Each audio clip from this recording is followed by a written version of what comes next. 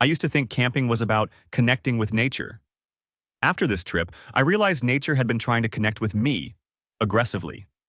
It all started when my friend Jake said, "Let's go camping, it'll be fun." That should have been my first warning. We arrived at the campsite with way too much confidence and absolutely no idea what we were doing. "Step 1, Jake said, pulling out a folded piece of fabric.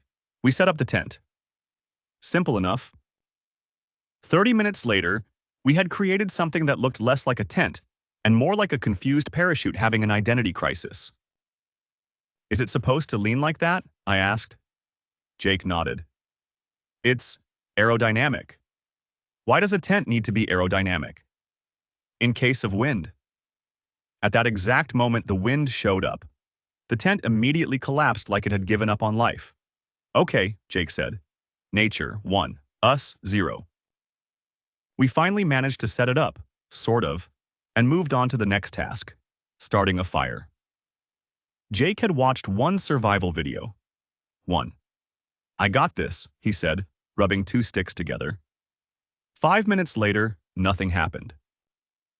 10 minutes later, still nothing. 15 minutes later, Jake looked at me and said, "I think the sticks are broken." Or maybe, "Hear me out. You're not a wizard." We eventually used a lighter. Because we believe in modern technology, dinner was supposed to be hot dogs. What we got was something between charcoal and regret.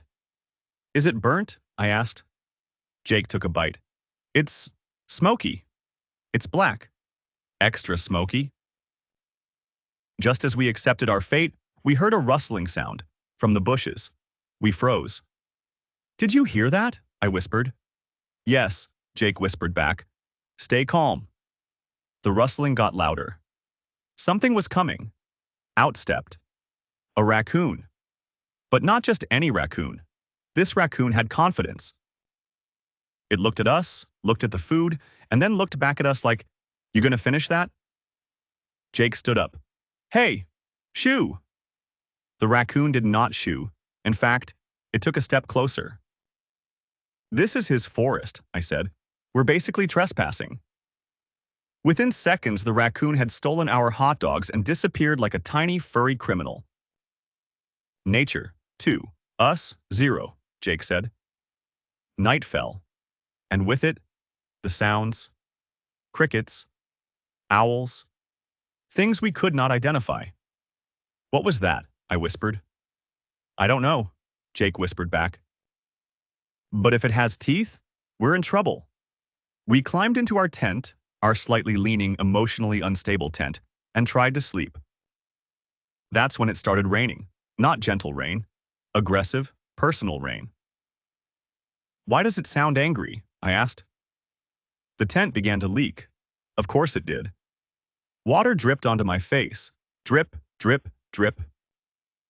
"Jake," I said, "I think nature's inside the tent now." Then came the thunder. Boom. "I regret everything," Jake shouted. The wind picked up again. The tent shook. For a brief moment, I saw my life flash before my eyes. And it was mostly bad decisions leading up to this trip. Morning finally came. We stepped outside, soaked, tired, and defeated. Our campsite looked like it had been through a small war. "Nature," Jake said, staring into the distance. "You win." We packed up in silence. As we were leaving, I noticed the raccoon again. Sitting on a rock, eating what looked like the last of our food. He looked at us, and I swear he smiled. I got into the car and said, "Next time, we go to a hotel." Jake nodded. "With walls. And no raccoons." As we drove away, I looked back at the forest. Peaceful, beautiful, and absolutely not for me.